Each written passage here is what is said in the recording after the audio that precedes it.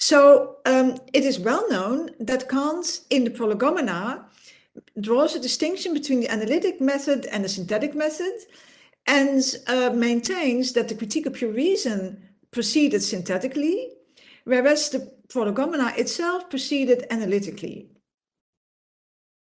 And he clarifies this by saying that the Prolegomena starts from actual and given synthetic a priori cognitions. Yes, and that is the opposition that he draws between the Prolegomena on the one hand and the procedure carried out in the critique of pure reason on the other hand. So let me read quote 1 on your handout, which is about the synthetic procedure. This quote will turn out to be important to my further elaborations. So in the critique of pure reason, Kant writes, I proceeded synthetically in relation to this question, namely the question how metaphysics can be turned into a science, namely by inquiring within pure reason itself and seeking to determine within this source both the elements and the laws of its pure use, yes, of the pure use of reason, according to principles. This work is difficult and requires a resolute reader to think himself little by little into a system that takes no foundation as given except reason itself, and that therefore tries to develop cognition out of its original seeds without relying on any fact whatsoever. Yes, so from this final sentence, I took the first part of my title, evidently. So Kant considered the critique of pure reason to expose the subjective sources and the elements of a particular type of synthetic a priori cognitions. Yes, and to do so systematically and exhaustively. And he claims, moreover, that he could carry out this task by drawing on pure reason alone. Now, of course, the question is, well, what does this mean more concretely? Well, various commentators have struggled with this question and have offered different solutions. But the question is a difficult one because the critique of pure reason itself, if you open the book and take a look, as we have all done, it is unclear where we find this synthetic method. Yes, because the critique of pure reason doesn't seem to proceed strictly deductively. Yes, and this is a feature that we would normally associate with the use of the synthetic method. Moreover, in the critique itself, Kant repeatedly refers to what he's actually doing as a type of analysis. Yes, so he's not analyzing concepts in particular, but he takes himself to be analyzing the various faculties. Quotation 2 on your handout, which I'm not going to read. So by drawing this distinction between the analytic method in the Prolegomena and the synthetic method in the critique of pure reason, Kant introduces a certain riddle that is not that easy to solve.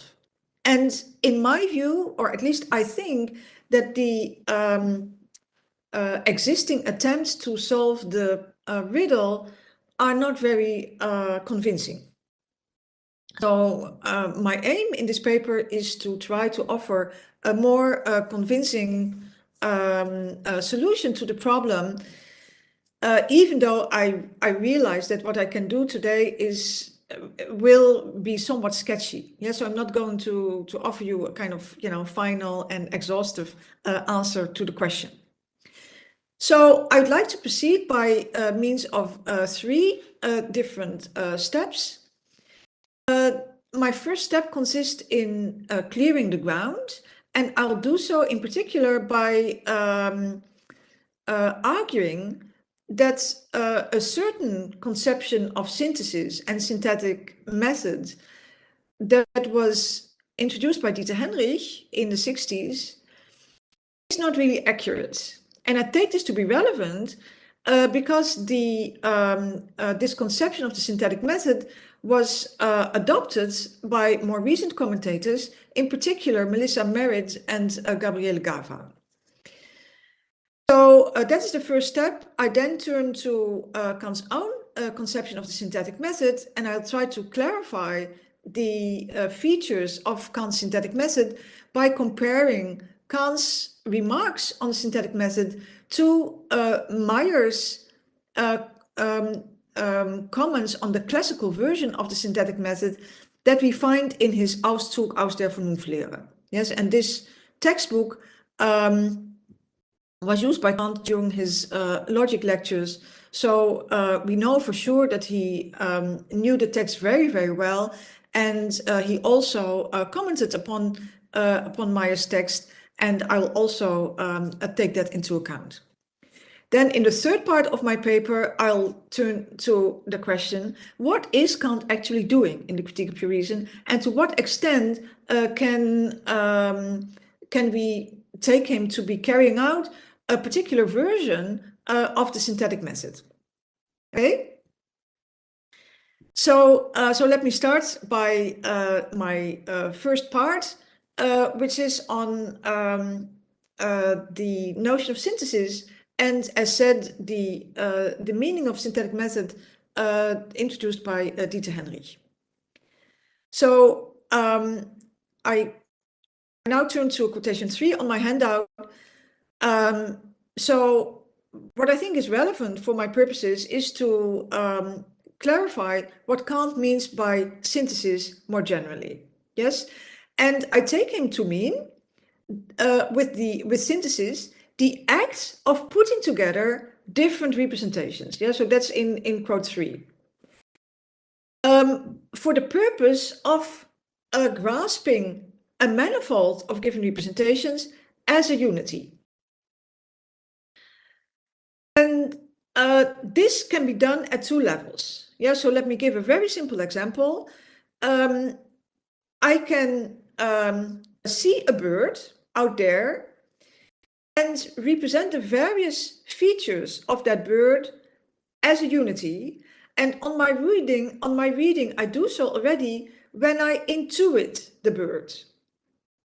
So intuiting something as an object, using something as an object of intuition requires already an act of synthesis. Yes, grasping a manifold as a unity, more or less explicitly.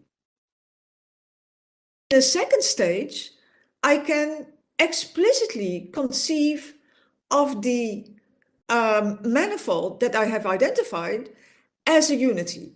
And this is done, according to Kant, by means of concepts. Yes, so if I tell myself that what I'm actually seeing is a swan, by means of the concept of a swan, I explicitly comprehend the manifolds that I have identified as a unity. Yes, and so this is also a synthetic activity. Thirdly, I can clarify the content of my representation by making a judgment, for instance, by positing that the swan is white. Again, this is a particular kind of synthetic activity. Okay? So synthesis roughly means grasping a manifold of representations as a unity by somehow going through the manifold and relating the relevant representations one to the other. Now, this notion of synthesis, I think, is not relevant at all to Kant's conception of the synthetic method. Yes, so I basically discussed this in order to put it aside, at least for the time being. Because this notion of synthesis concerns the content of the Critique of Pure Reason and not the method. Yes, at least that's my idea. There's another notion of synthetic that we find in the Critique of Pure Reason, evidently, namely Kant's well-known distinction between analytic judgments and synthetic judgments. I take this distinction also to pertain to the content of the Critique of Pure Reason and to be irrelevant to the method, so I'll put it aside as well. Okay?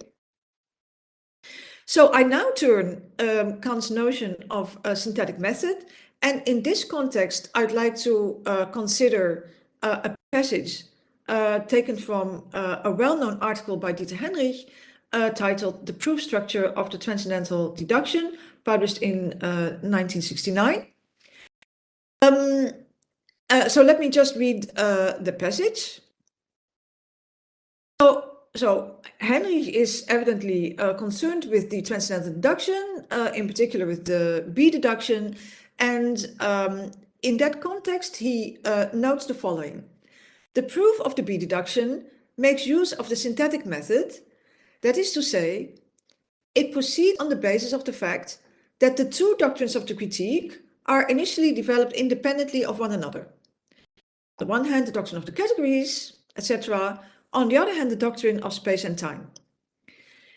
Within the structure, which Kant had already given his book, the advantages of a construction according to the synthetic method were in any case obvious.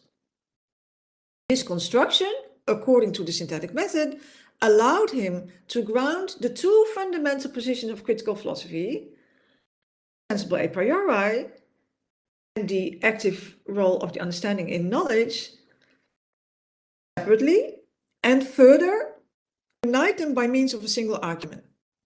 Yes, so in this context, Dieter Henrich suggests that Kant's use of the synthetic method means bringing together or unifying two separate arguments. Yes, his argument concerning space and time, developed in the Transcendental Aesthetic, and his arguments concerning the categories and more generally the active role of the understanding, developed in the earlier part of the Transcendental Analytic. Yeah, and so in this reading, the synthetic method is employed in particular in the second part of the B deduction, where Kant brings together the results of his account of space and time on the one hand, and of the categories on the other hand.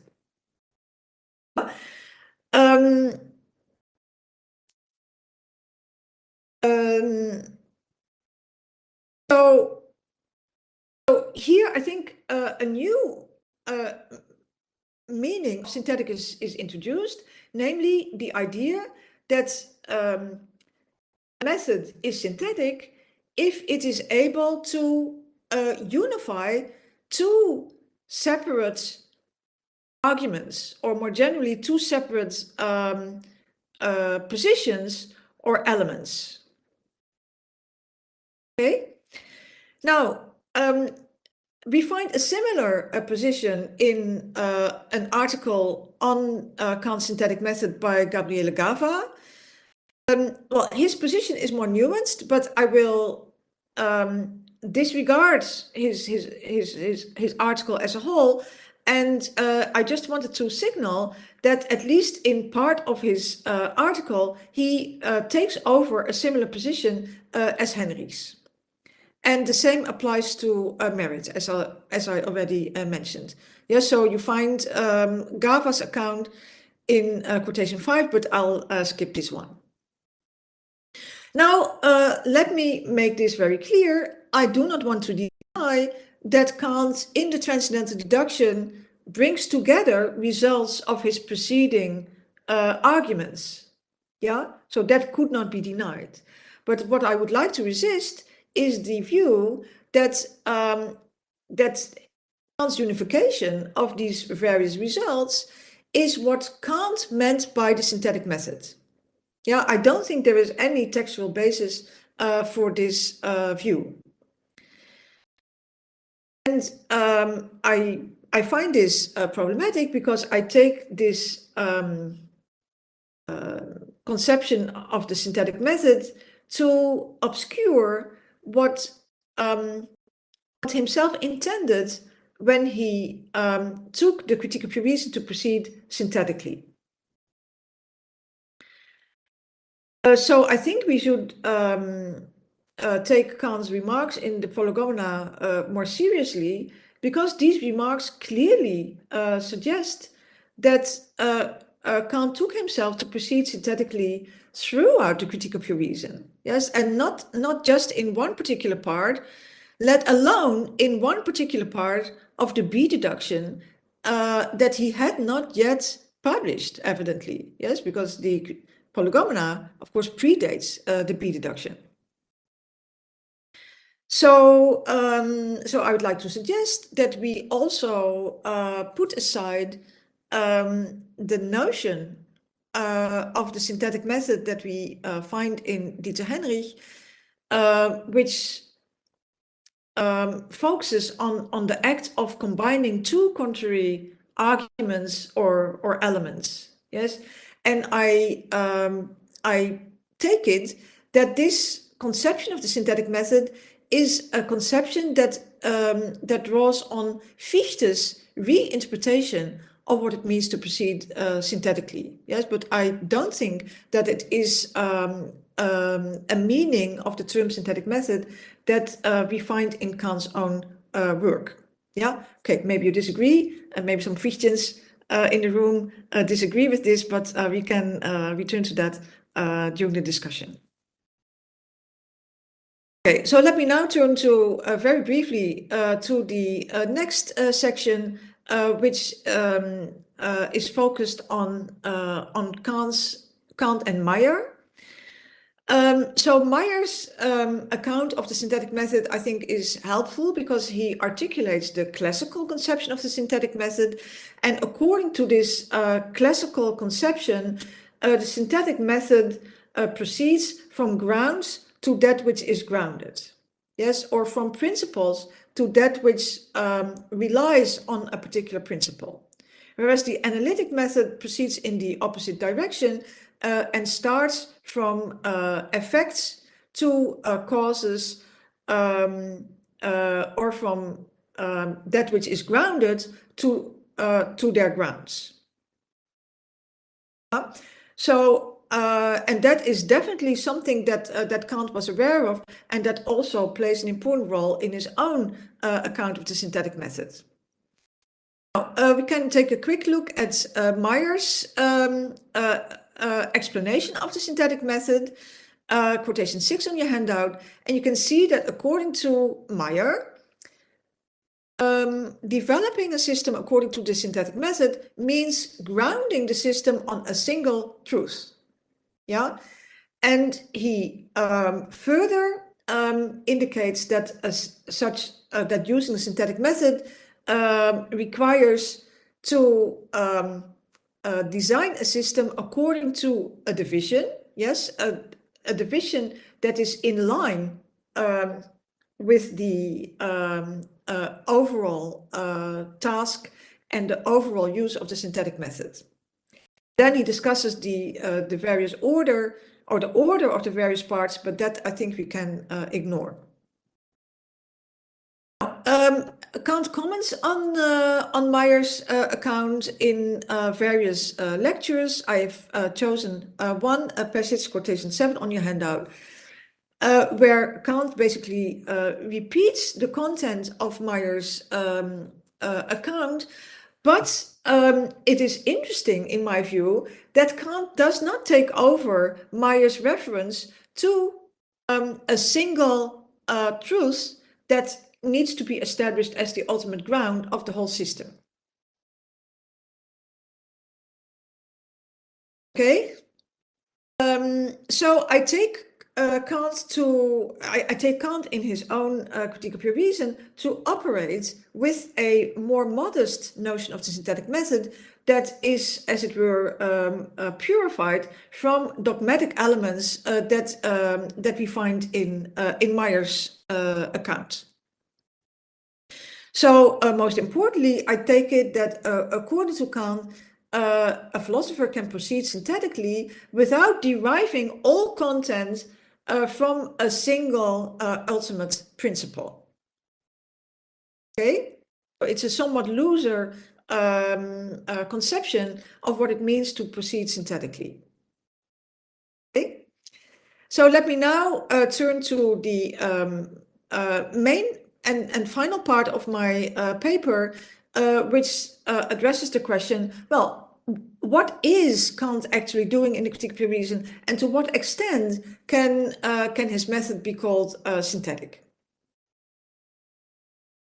Now, as said, as we have seen, Kant does not take over Meyer's idea that a system that is developed synthetically must start from a single truth or ground.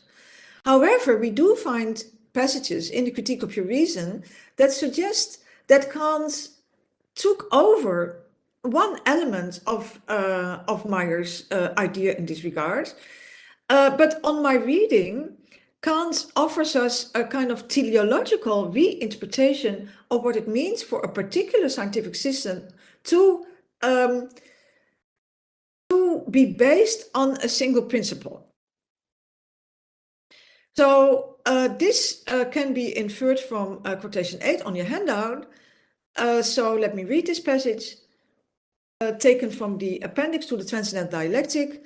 So I take Kant to put forward a description of any science. Yes, regardless of its content, what he claims applies to any possible science. So Kant writes, if we survey the cognitions of our understanding in their entire range, we find that what reason quite uniquely prescribes to it and seeks to bring about is that which is systematic in cognition.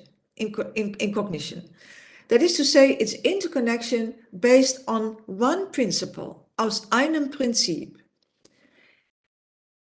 This unity of reason, yes, the single principle, always presupposes an idea, namely the idea of the form of a whole of cognition. And this idea of the form of the whole precedes the determinate cognition of the parts, etc., etc.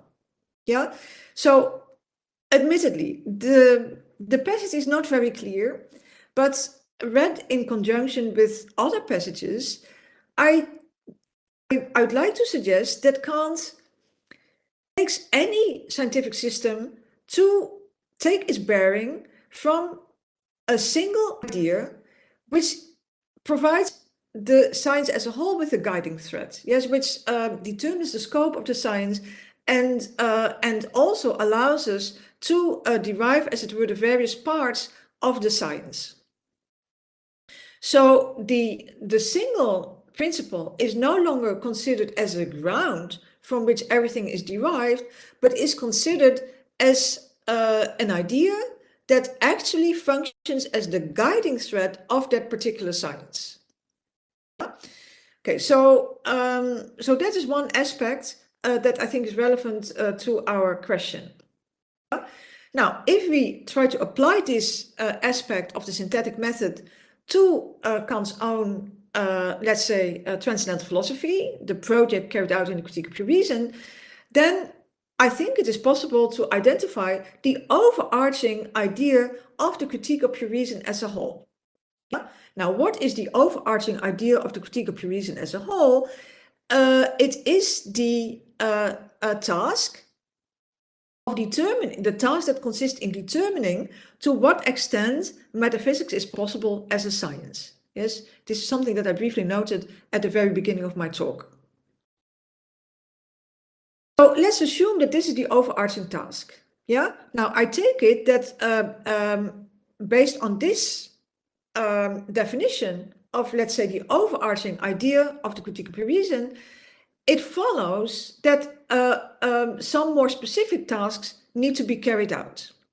Yes. So it follows that we need to carry out an investigation into the human mind as regards its capacity to produce a priori cognitions of objects more generally. As we know, Kant attributes this capacity to pure reason, so it follows that Kant must develop an account of pure reason insofar as it attempts to produce a priori cognition of objects. Quotation 9 on your handout.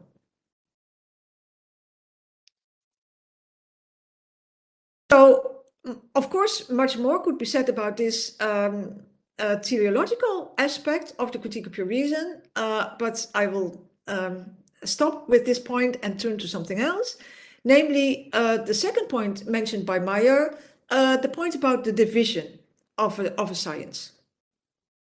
Now, in this regard, we do not focus on the question, well, what is the task to be carried out in this particular work, the critique of pure reason? No, we rather focus on the actual division of the work. Yeah, and for the sake of simplicity, I'll put aside the doctrine of method and focus on the doctrine of elements. Now, as we all know, the doctrine of elements is divided into three main parts, one devoted to the transcendental aesthetic, the second to the transcendental analytic, and the third to the transcendental dialectic.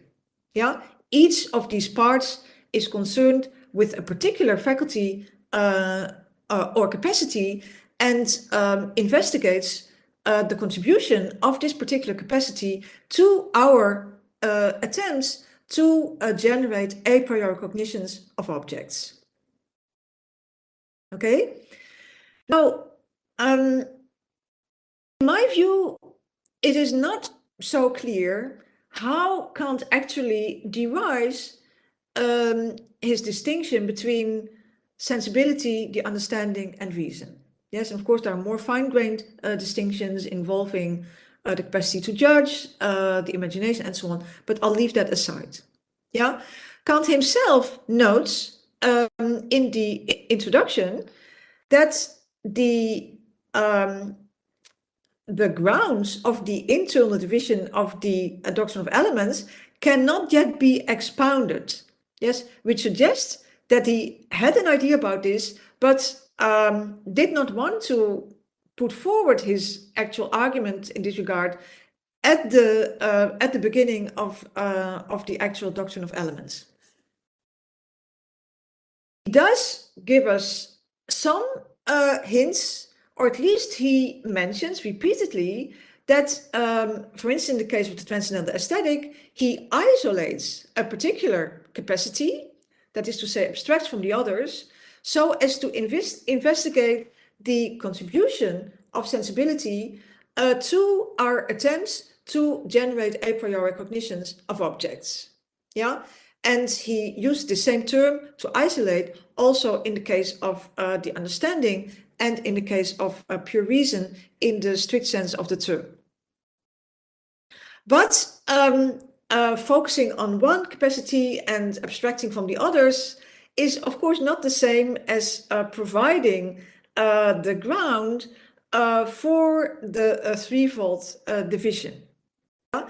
And so it's not easy to identify the synthetic method at this level, yes, at the level of the division of the critique of pure reason and the various faculties treated in each part.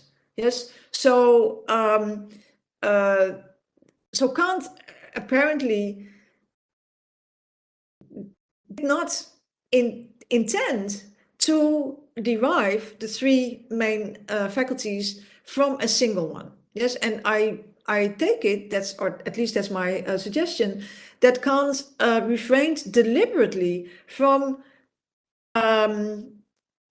positing a single ground and deriving the various cognitive capacities from this single ground. Yes, I think that in this regard he deliberately opposed, let's say, the Leibnizian Wolffian model.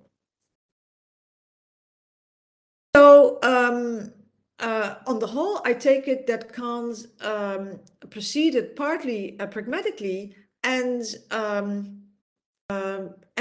introduced or intended to introduce the reader to the very standpoint of transcendental philosophy without first providing his reasons for distinguishing the critique of pure reason the way he does. Okay, so let me now turn to a further element, and this one is, I think, most relevant to our purposes, namely to clarify Kant's comments on the synthetic method in the Prolegomena. Yeah, so the idea in this regard is that that Kant, in the Critique of Pure Reason, does not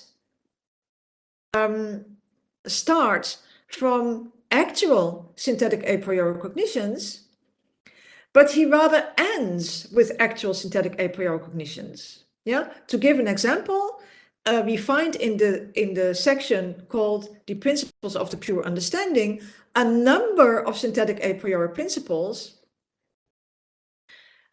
including the one concerned with causality, but I'll use for present purposes the simple version, the classical version, namely all events have a cause. Yes, it's a synthetic a priori judgment that functions as a principle of our empirical cognition. So we get to this actual synthetic a priori cognition toward the end of the Transcendental Analytic, at least toward the end of a particular part of the Transcendental Analytic, and not at the beginning. Yeah, so that's very different from the way Kant proceeds in the Prolegomena. So in the Critique of Pure Reason, Kant ends with the actual synthetic a priori cognitions and starts from the seeds, as it were, of these synthetic a priori cognitions. Okay, so an important step concerns in identifying the elements of all synthetic a priori cognitions, and in my example, this element is the category of causality. Yeah, so I think that Kant was right, and in this regard, to claim that the Critique of Pure Reason proceeds synthetically.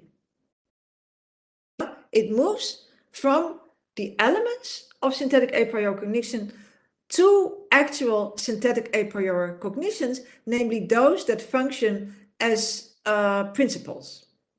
Okay, and I've taken to carry out the same synthetic procedure not only in the Transcendental Analytic, but also in the Transcendental Aesthetic and in the Transcendental Dialectic.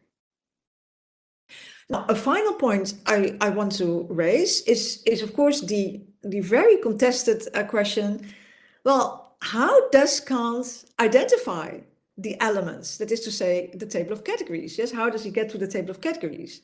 Now, as we all know, a few commentators were convinced by Kant's loose metaphysical deduction, where he moves from the table of the logical forms of judgment to the table of categories, yes, without providing a kind of detailed account of what he's actually doing. What Kant does make, or what Kant does state, is that his metaphysical deduction proceeds according to a principle. Let me take a look. So, for instance, take quotation 11 on your handout.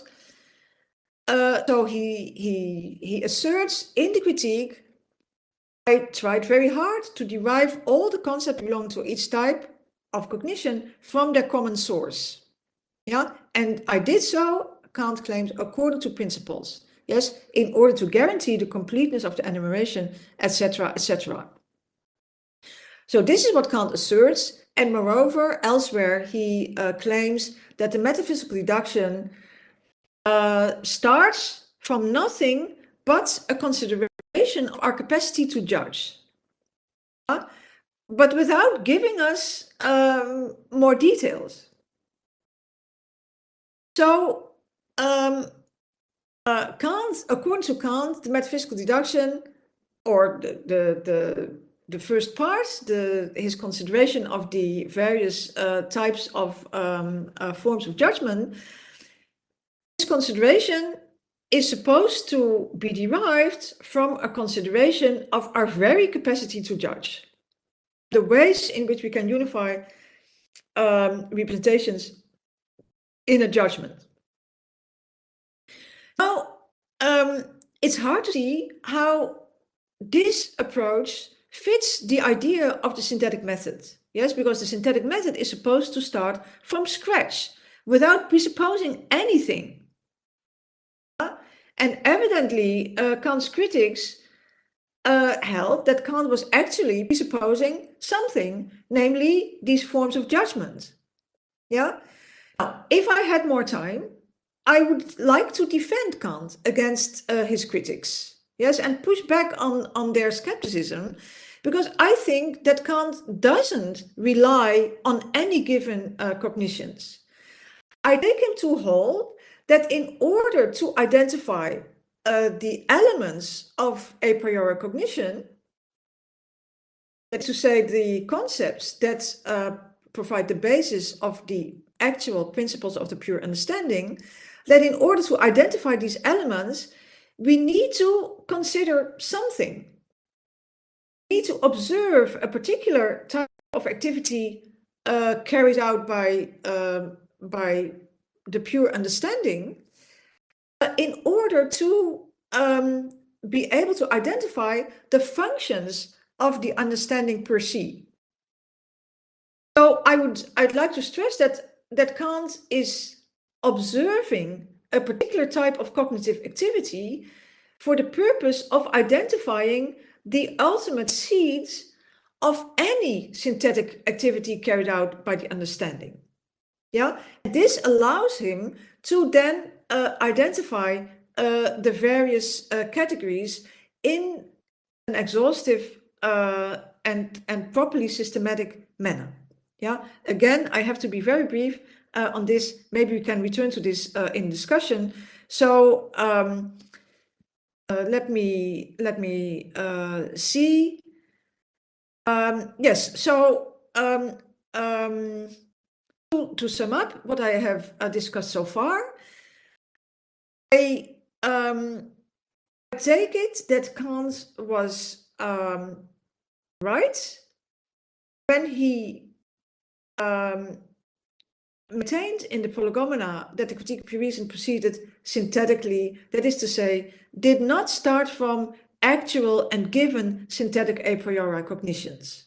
Yes, I take him to indeed proceed by investigating a pure reason per se, as pure reason taken in broad sense, including the understanding. But in order to identify the elements of all a priori cognition of objects, Kant started out by considering the cognitive activity carried out by the pure understanding. And so I would defend the view that considering a particular type of cognitive activity is something else than using actual synthetic a priori cognitions as a starting point in order to move to their grounds. Yeah. Now, to conclude, I do not know for sure whether Kant could have proceeded in a more rigorous manner, yes, according to a more rigorous version of the synthetic method. But in any case, I take it that Kant, in the context of the critique of pure reason, tried to find a middle path between a strict application of the synthetic method at all levels on the one hand, and on the other hand, the need to elevate the reader, as it were, to the standpoint of transcendental cognition. And for the purpose of elevating the reader to this new standpoint, yes, introduced in the critique of pure reason, it was probably more relevant to develop the argument of the metaphysical deduction by starting from something that was somewhat more known to the reader than the problem of the categories. Yeah, but I take it that even so, even though Kant did not develop the metaphysical deduction in the strictest possible manner, I think that even so, that what he's actually doing meets the description of the synthetic method that we find in the Prolegomena, because, as I said earlier on, Kant is not starting from actual synthetic a priori cognitions. So he is not applying the analytic method in the classical sense of the term. So he is in a way starting from nothing but pure reason, but in order to get going, he does start actually by considering a particular type of cognitive activity that is better known to the reader, namely the cognitive activity that results in the forms of judgment. So I don't know if this is convincing or not. I look forward to your questions, but in any case, what I hope to have clarified or illustrated is that Kant, in the Critique of Pure Reason, operates with a notion of the synthetic method that deviates in some respects from the classical one. And I take this to be in accordance with Kant's overall reform of metaphysics. So interestingly, Kant himself comments on the fact that his own conception of the analytic method and the synthetic method differs from the classical one in quotation 16 on your handout. But in view of the time, I will not read it. But in any case, I think that we should try to identify what Kant meant by the synthetic method and to what extent it's the method that he actually employs deviates from what used to be called a synthetic method. Thank you for your attention.